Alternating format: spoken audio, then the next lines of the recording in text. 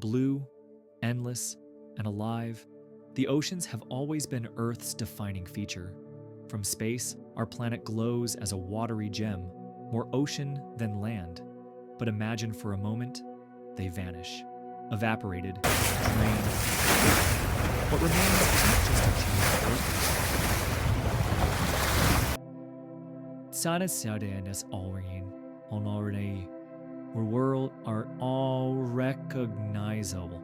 Raveling, at every level in stage sign journey, it explores a question that challenges the limits of our imagination. And what if, by some sudden force, all of Earth's oceans disappeared overnight? What would it mean for the planet's geology, biology, and climate?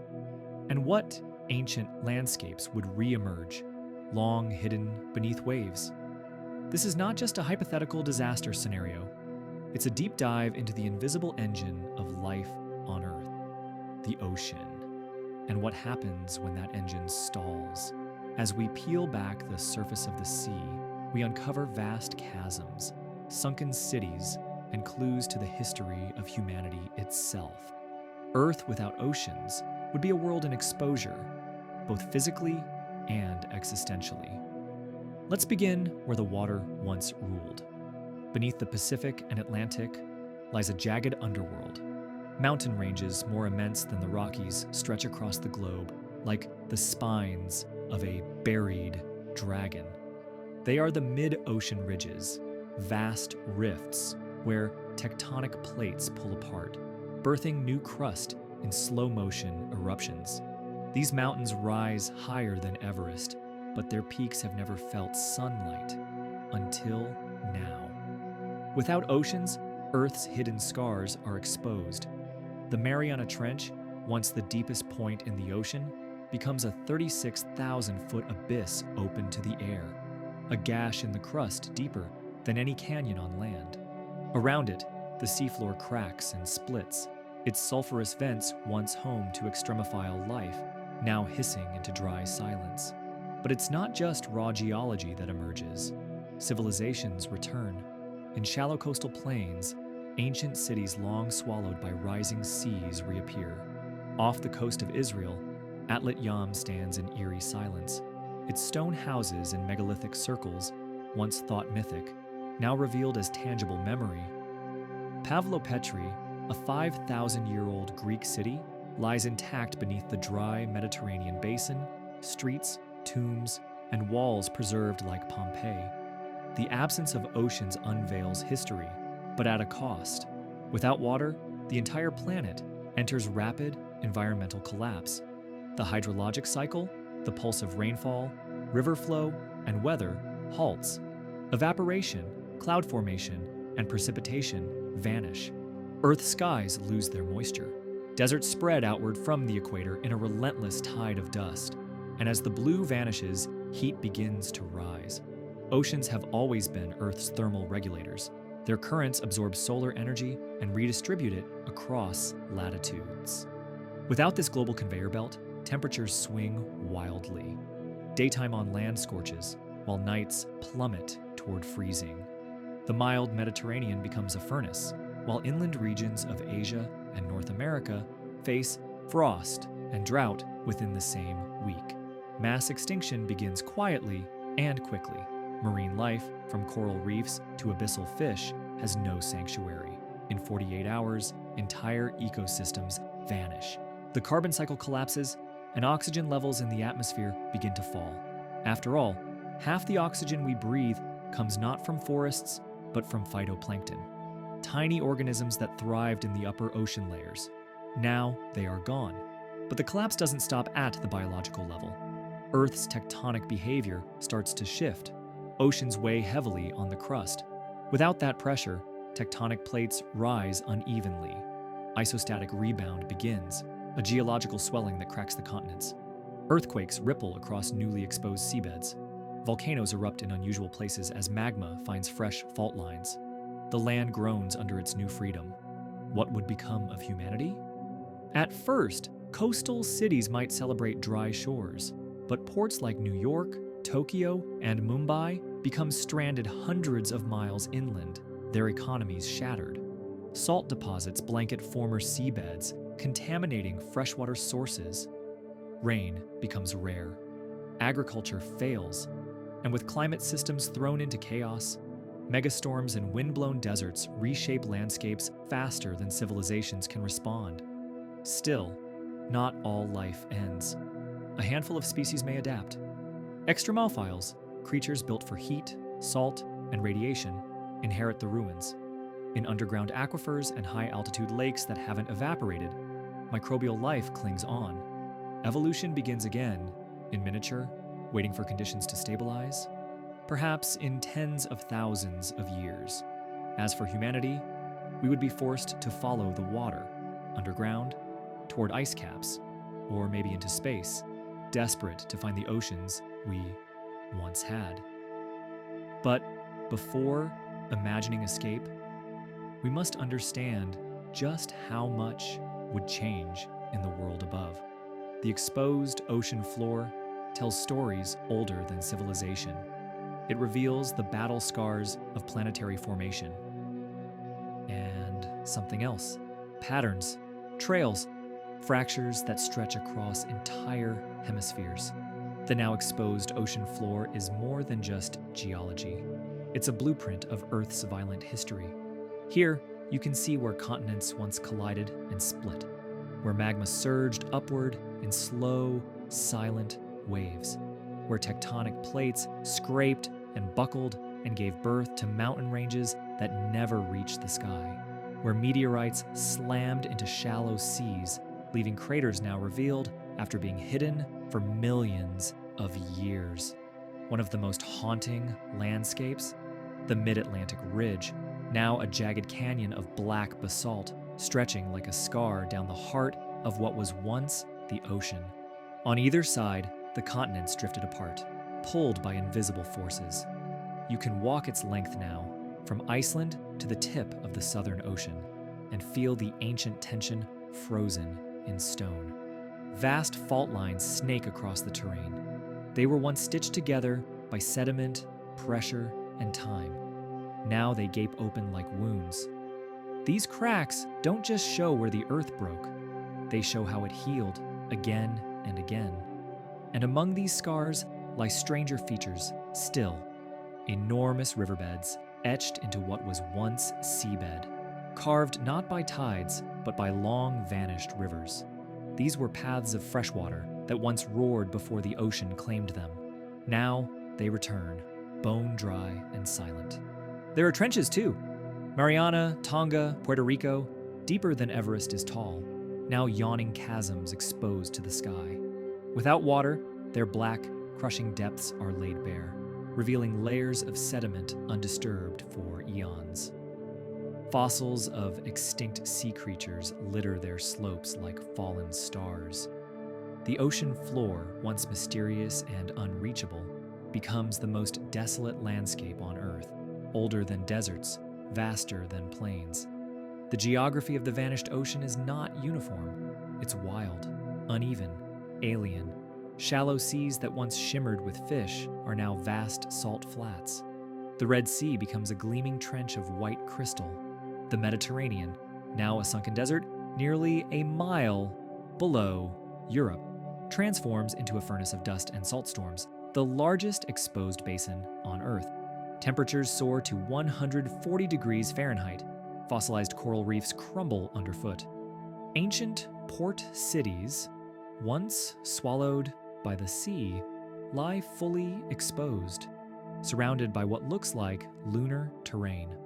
Further south, the Indian Ocean gives up its greatest secret. The Kerguelen Plateau, a lost continent nearly the size of Western Europe. For millions of years, it hid beneath the waves. Now it rises again, windswept and treeless, littered with volcanic relics and frozen lakes that once lay miles below sea level. What we thought was water's domain turns out to be ancient land, forgotten, buried, waiting. But this is not just a geological shift. The removal of the ocean is a planetary trauma.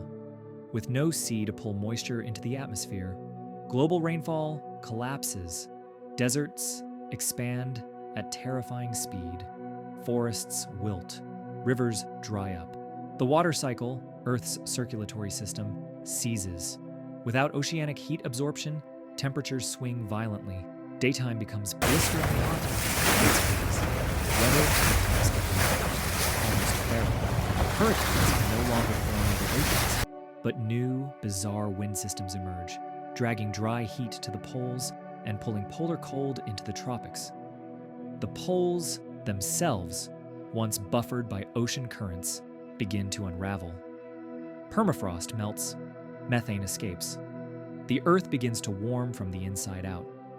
Massive pockets of greenhouse gases, once safely stored beneath the seafloor, erupt into the air. The planet doesn't just change, it destabilizes. And then comes the silence. No waves crashing on shores, no whales singing through water columns, no currents thrumming in the deep. The planet loses its voice, a silence not of peace, but of loss, of memory, a reminder that Earth without an ocean is a body without a pulse. But even in this quiet, something stirs. As we walk across what was once the Pacific abyss, we find the remains of humanity's forgotten reach.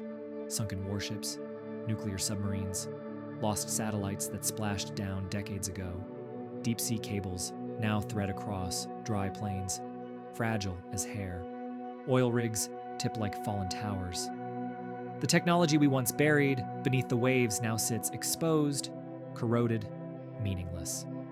The ocean hid our past, but in its absence, it confronts us, forces us to see the scale of what we once ignored. And yet, this isn't the end. In this thought experiment, we're not just asking what happens if the oceans disappear. We're asking what they are. The ocean isn't just water. It's memory, motion, balance. Without it, the planet forgets how to live. And so do we. In the next part, we'll explore whether Earth could ever recover from this loss. Could water return? Could life adapt to this transformed world? Or would this dry, exposed version of our planet become its new, what began as a catastrophe becomes mythology, then memory, then silence? The world has settled into its dryness, not comfortably, but completely. Rain, once a daily miracle, now visits the planet only in localized spasms, squeezed from the last functioning pockets of atmosphere. Storms are rare, but when they come, they are violent. Without oceans to moderate their fury, heat and wind clash unchecked. The ground, cracked and sun-bleached, cannot absorb the water fast enough. Flash floods carve momentary rivers through desert basins, only to vanish by sunrise, leaving behind salt and steam. Civilizations rise again, smaller, wiser, more adapted. Technology doesn't return as a mirror of what was lost. It evolves into something new. Every device, every system, every aspect of culture or commerce is measured by its cost in water. Entire economic systems are built not on gold or data, but on moisture. Even a single liter becomes a unit of wealth. Cultures define themselves by how they collect it, share it, preserve it. In this new world, hydrologists are priests. They study old maps of river deltas, the blueprints of Earth's vanished circulatory system. Satellites scan endlessly for subterranean aquifers or cometary ice. A new kind of space mission emerges, not to colonize, but to harvest.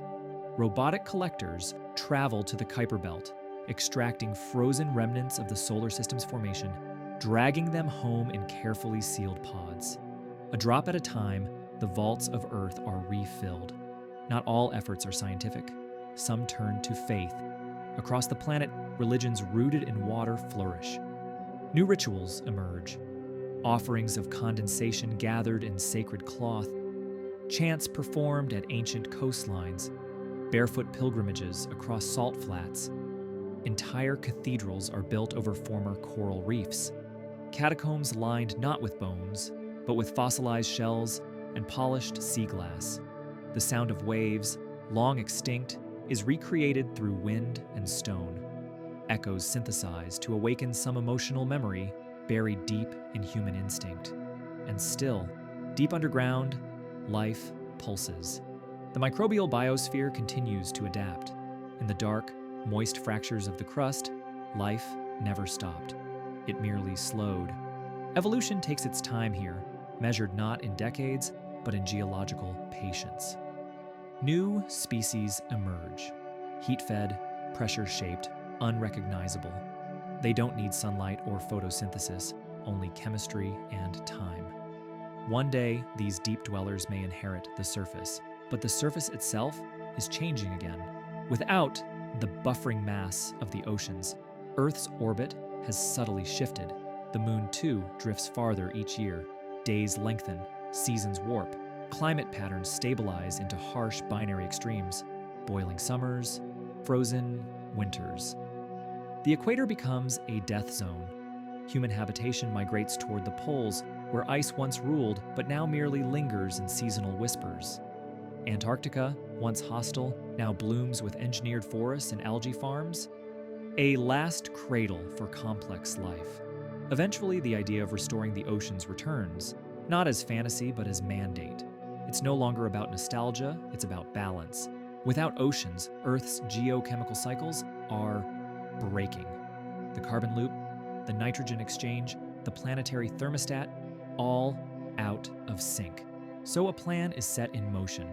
Generation by generation, humanity begins the slow, deliberate task of reseeding the seas. It begins with craters. Massive depressions, ancient impact sites, emptied lakes, collapsed calderas are filled first. Water imported from space is dropped here, controlled by massive thermal domes that minimize evaporation. Algae is seeded next, then bacteria, then crustaceans grown in labs. Entire synthetic ecologies are layered, like paint on a blank canvas. Slowly, the seas begin to return, not as they were, but as they must be. No longer sprawling and chaotic, but modular and managed. Oceans now exist in regions, not as one global entity. Each is treated like an ecosystem-sized engine, powering weather, regulating chemistry, sustaining life. They're protected, revered, guarded. Nations no longer go to war over land, they go to war over clouds, over rainfall schedules, over drops stolen from the great projects of revival. But amid all this order, something unexpected happens. The memory of the original ocean, chaotic, untamed, majestic, begins to surface again. Artists paint it, poets describe its roar. Children dream of waves taller than towers. A longing awakens, not for control, but for wildness, for the sublime danger and beauty of the unbound sea. And so, in time, the final act is written. The barriers are lowered. The synthetic oceans, now stable and self-regulating, are allowed to connect. One by one, the basins join.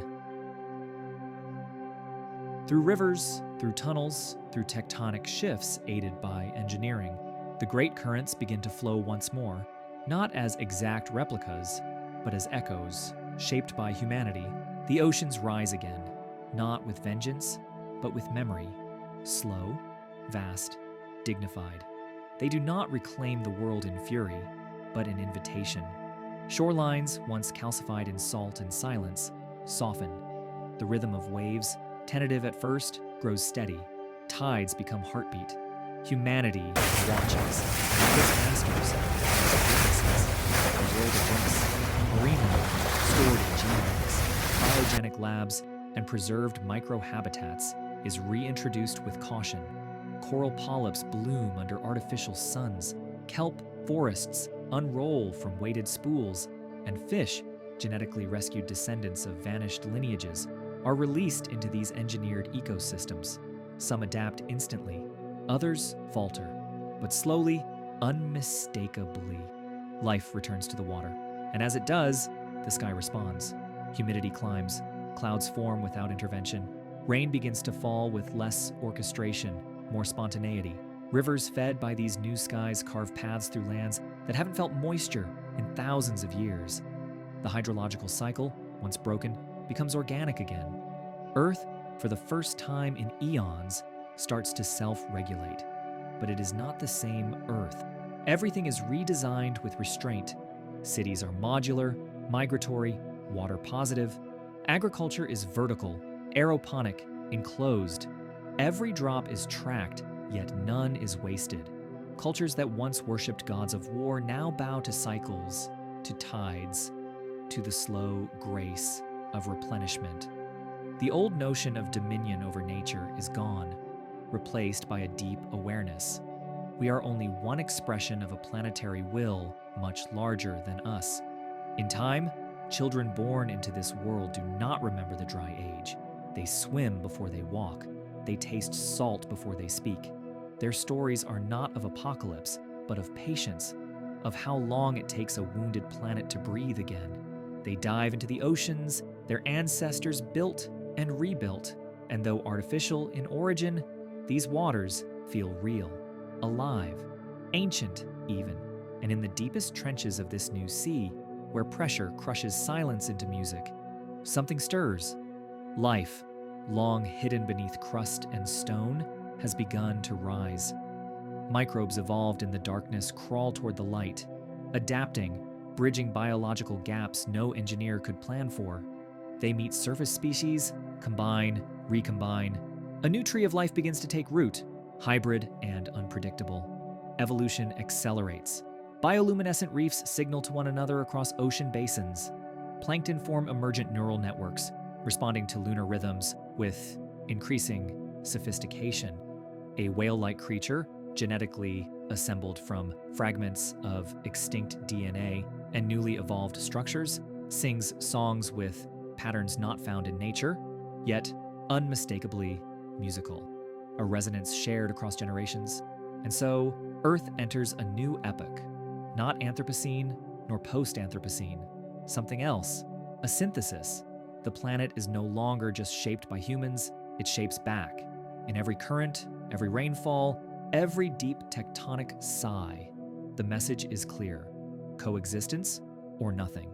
The last monuments left by the dry age are not skyscrapers or satellites, but aquifers, vast, buried hearts of stored water.